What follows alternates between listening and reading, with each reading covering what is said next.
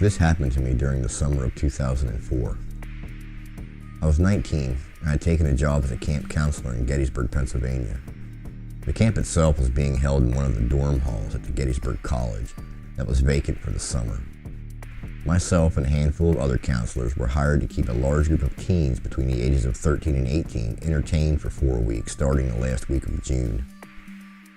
The drive from New York City was long and exhausting, but arriving at the college, I felt my energy return from the excitement.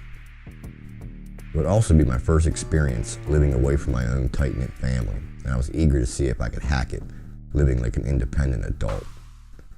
I felt lucky to have the job.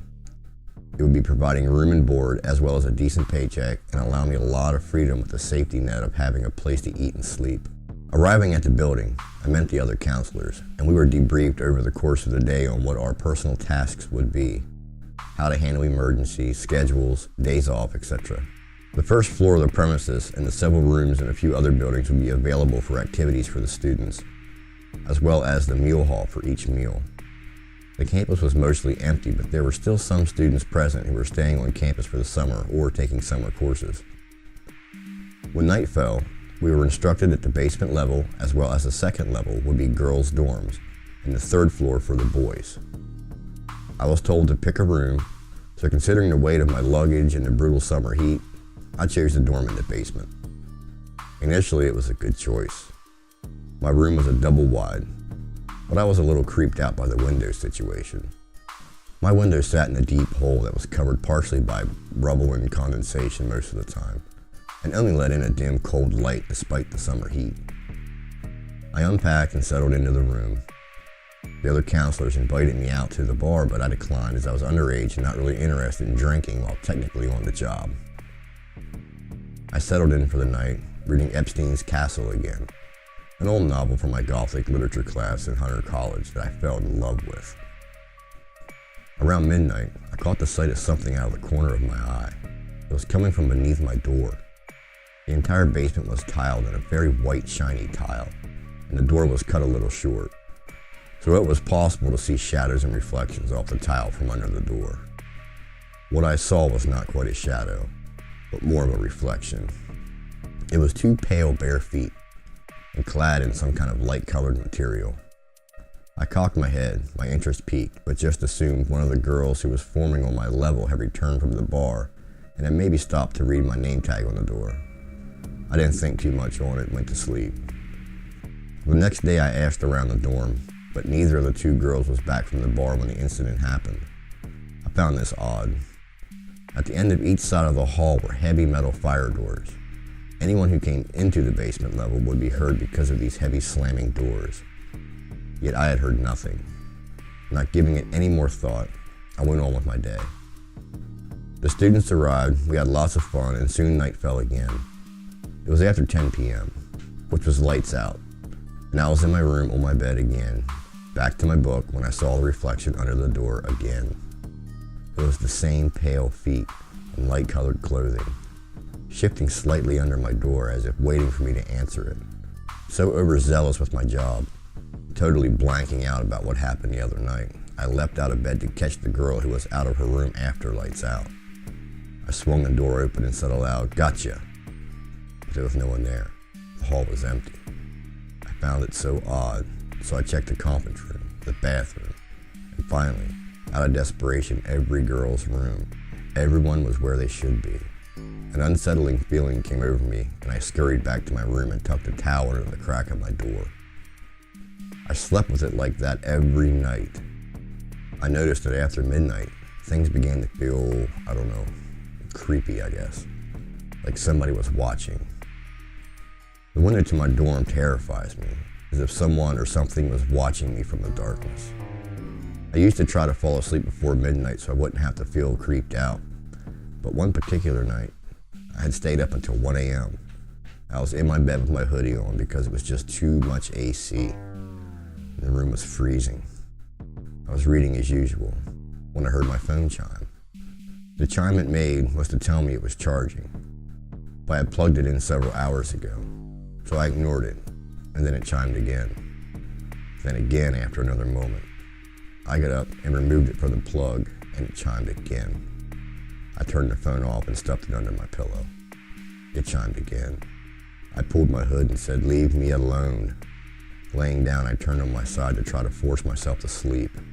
I was pretty freaked out by sleeping alone in my big room, so I would keep both closet door lights on and both doors open. Lying there, I began to finally relax when I felt a cold breath against my ear.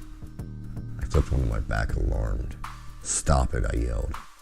As I finally got myself to calm down, I rested with my hands over my head and, I don't know, just as I was about to fall asleep, I felt something icy cold grip my exposed wrist.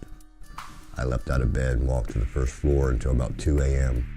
when I was so tired that I fell back asleep, and the terror of the episode had finally passed. As the summer waned on, I became known as the counselor who loved to tell spooky stories, since I had a lot of supernatural things occur during my lifetime.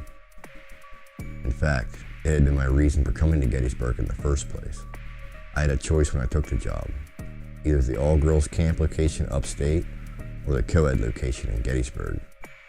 I'm a huge Civil War buff, and I also heard that Gettysburg was a hot spot for paranormal activity, so I had made this location my choice. We explored the campus more thoroughly and was told by some people living on campus that the campus was indeed haunted. One of their buildings, the former location of a Civil War hospital, as well as a church in town, and the legend was that a student had gone down to the basement level of the building on campus, and when the elevator doors opened, the room was in its former hospital and a surgeon was amputating a leg. He looked at the student and beckoned them to come and help. As expected, the student shut the doors and went up to another level to escape the site. July had come, and the battlefield days were approaching. The energy could be felt all around, like the air was thick with static electricity. The night before the anniversary of the first battle, I had a strange dream. I dreamed I was standing in a dry ravine, and it was twilight.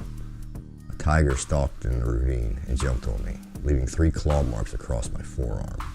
I woke up and it was my day off, so I forgot about the dream and went for a walk with a friend to explore the area. We took a walk that led us into a dried out ravine. It was then that the dream came back to me and I told her about it. She agreed it was odd, but then I asked, "What do tigers have anything to do with it?" As I walked back to the dorms, the moon rose in a gorgeous red color. I found it striking, and the energy in the air was intensified.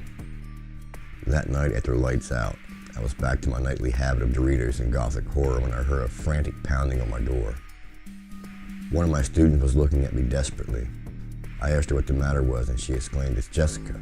She won't wake up, and she's scratching herself." I laughed. "Are you guys trying to scare me?"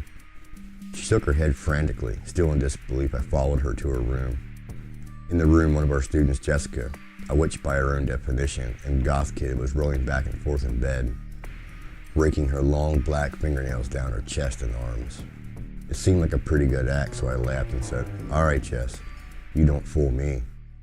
But then I saw the red slashes starting to draw blood, so I tried to pull her hands away. I have to say at the time I was incredibly strong for my petite size. I'm only 5'1", as I had trained for the Marines before deciding not to enlist. She tossed me off like a rag doll and slashed her nails at me. I felt a sting and immediately grabbed a towel from the side of the bed and tried to wrap it around her, but it was useless. She was so powerful and continuing to attack herself. I ran upstairs to alert the other counselors, and 2 women and a man came down. All 4 of us struggled to restrain her. I was holding down an ankle, and so was another girl who I knew was a Christian. I saw her lips moving slightly, and I asked her to pray with me. As soon as we started praying, the girl immediately stopped and relaxed and started to wake up. We took her up to the nurse's station, and as I clipped her fingernails, she was calling her mother. After Jessica went back to bed, I looked down at my stinging arm, and 3 long claw marks were raked across my forearm. Tigers. I muttered and went back to bed. The end of the summer approached, and soon the last day came. I was sitting in the meal hall when some of my male students sat around me. They were eager to tell me one of their own ghost stories instead of always asking to hear mine. And I paled as they recounted how every night they would see someone standing behind their door, the reflection of their feet off the shiny tile and red glowing eyes in the tree outside their window. I have been many places over the years known for paranormal activity, but never a place like Gettysburg. If you enjoyed this video, please hit that like button and subscribe, and don't forget to share with your friends. If you have content that you would like to see in one of my videos, please send it over to docket360@gmail.com. If I enjoy it, I will narrate it. Until then, have a good night.